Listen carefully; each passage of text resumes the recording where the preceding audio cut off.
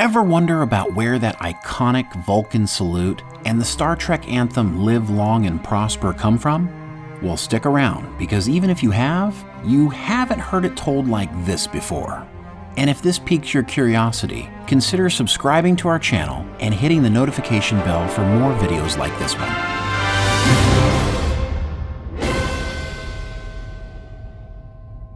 It's fitting that when Leonard Nimoy died in 2015, his final words in public were "Live long and prosper." Live long and prosper. That Vulcan phrase and accompanying hand gesture would not only become the Star Trek catchphrase, but it would come to define what most people agree is the greatest science fiction franchise of all time. But before we can fully understand how this powerful symbology took a hold of a fandom, we need to first go back to the beginning and take a look at how it all began. The year is 1939, and 8-year-old Leonard Nimoy is living in a world that is preparing for war. It doesn't directly impact the boy who lives in Boston, Massachusetts, and recently began acting in a children's neighborhood theater. But even if he was unaware of what the world was about to go through, his parents, Dora and Max, who had fled Russia in the early 1920s following World War I and the Russian Civil War, had first-hand experience. High expectations for children in this new American way of life were important to immigrating parents. When Leonard starred in that children's play, his father declared sternly that he hadn't come all the way from Russia to America to see a son waste his life as an actor. What you looking at? Nothing.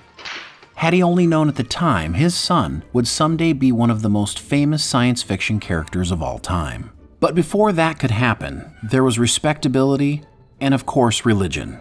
The Nimoys were Orthodox Jews, which meant regularly attending the local synagogue. Later in 1939 or 1940, when gas was only 10 cents a gallon and the Great Depression was coming to an end, Leonard recalled an experience at the synagogue that made such a big impression on him it would eventually be the inspiration that defined generations of Star Trek fans. The boy who would become known by the world as Spock was attending synagogue with his brother, father, and grandfather. 5 or 6 guys got up on stage, faced the audience, and pulled their tallits over their heads and began chanting. His father told him not to look, so he put his hands over his eyes. He heard a sound coming from them that was like a shout or a wail, but not in unison. They were doing like,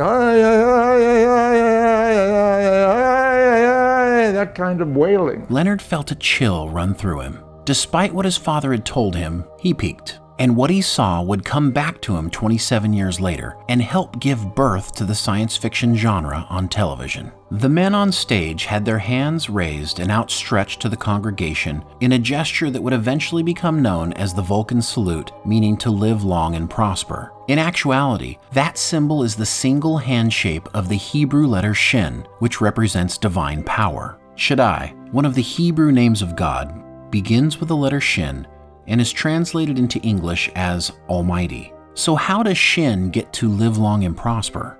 The prayer in itself is a priestly blessing asking the female version of God to come over the congregation and bless everyone there. Nimoy would later learn this was the reason they weren't allowed to look. It was considered dangerous to look upon God's form in your presence. Raiders of the Lost Ark, anyone? Marion, don't look at it. Shut your eyes, Marion. Don't look at it no matter what happens. Well, I survived. I peeked and I survived. So Shin is a blessing, but it also alludes to the Shabbat, which is the 7th day of creation, which is signified as a rest from the week of work, and everyone should be filled with peace and tranquility. Shin also stands for Shalom, which denotes peace and perfection. And with that explanation, the Vulcan salute does seem to embody the idea of live long and prosper. So how exactly did this make it into the Star Trek TV show? Fast forward to 1967. 36-year-old Leonard Nimoy had just completed his first season as the iconic Mr. Spock. The cast and crew were eagerly working on the second season of the series, and specifically an episode called Amok Time. This episode, which is often ranked as one of the best, featured Spock forced to return to his homeworld Vulcan, where he must marry his betrothed or die. Nimoy recalled that episode to be very important for both Spock and Vulcans in general. Not only would it be the episode that would launch a pop culture catchphrase for the ages, but it had lots of firsts in it as well. It was the first time we see Vulcan, and it's also the first time the Pon farr is introduced. While the 7-year mating cycle of Vulcans would come up multiple times in other iterations of Star Trek, this is where the lore begins. It also established the trend among almost all female Vulcans to have a name beginning with a T, an apostrophe, and then a P. This episode had T'Pau, the matriarch of the Vulcan homeworld, and Spock's betrothed T'Pring. Of course, we also can't forget T'Pol from Star Trek Enterprise. Amok Time was originally pitched for the first season, and NBC was adamant about putting it into production as soon as possible. Spock was the favorite among audiences, and everyone was eager to learn more about the Vulcans. But Theodore Sturgeon, who was penning the episode, had a reputation for an extremely slow and cumbersome writing process. The episode had to be shelved for season 2. And as a result, we may have never had the version of Amok Time we all know and love, because Leonard Nimoy almost didn't return for Star Trek Season 2. Lawrence Montaigne, who played Stonn, Spock's romantic adversary in Amok Time, would have taken the role from Nimoy had he not returned. Luckily, a deal was struck, and it may partly be a result of that deal that we have the Vulcan salute today. Along with a small pay hike, Nimoy was given the right to script input. And Nimoy's script input was about to light a fire in the heart of fans that is continuing to burn even today. During the filming of Amok Time, Nimoy noticed the way director Joseph Pevney was staging the scene. He had Spock approach T'Pau, and Nimoy suddenly felt a greeting gesture was necessary. Asian people bow to each other. Military people salute each other.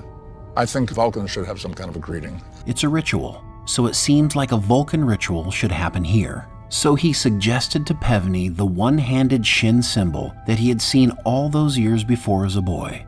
And the rest is Star Trek history. But I was so intrigued with that gesture, and I suggested that we do that as Vulcans. Within days of Amok Time airing, Nimoy started getting the salute on the streets from fans. And Nimoy said the experience would continue for the next 50 years.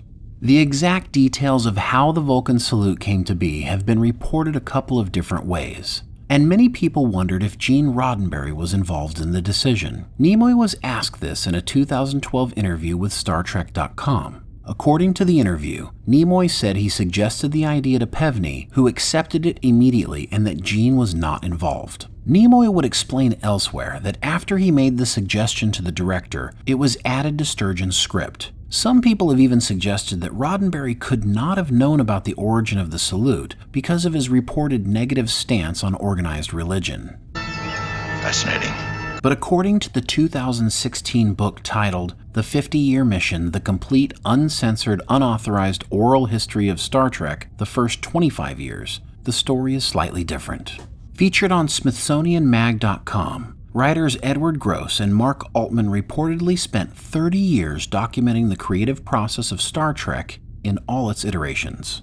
This included thousands of hours of interviews conducted everywhere from Gene Roddenberry's Bel Air mansion to movie set trailers. According to the book, Pevney said he and Nimoy worked out the Vulcan salute and the statement "Live long and prosper" together. And in the very next paragraph, Roddenberry gave his take of what happened. He said Leonard Nimoy came into his office and said, "I feel the need for a Vulcan salutation, Gene." Roddenberry said Nimoy showed him the salute and then told him a story about when he was a kid in the synagogue. Roddenberry then explains that he thought the idea of his southern kinfolk walking around giving each other a Jewish blessing pleased him so much that he said, "Go." Regardless of who gets the credit for why the Vulcan salute and "Live long and prosper" ended up a Star Trek fan favorite, it took trust, vision, and the whole team working together to get it on the screen and make it memorable for generations of fans. And in the end, that's what's special about Star Trek. It's the passion of the actors, writers, and producers pushing the envelope and taking us fans where no science fiction fans have gone before. Please, Spock, do me a favor, and don't say it's fascinating. No. But it is interesting. If you enjoy Star Trek and other content like this, boldly go subscribe and hit the notification bell to get our next video. And of course, if you like this video, smash that like button like Spock trying to kill Jim during his pon farr. And make sure you share this video with any Jewish friends who have been telling you that Star Trek has more to do with their religion than being featured in the Adam Sandler Hanukkah song. Also, consider supporting our channel at patreon.com/popcastguys so we can continue bringing you videos that tickle your brain bone like this one. And until next time, live long and prosper.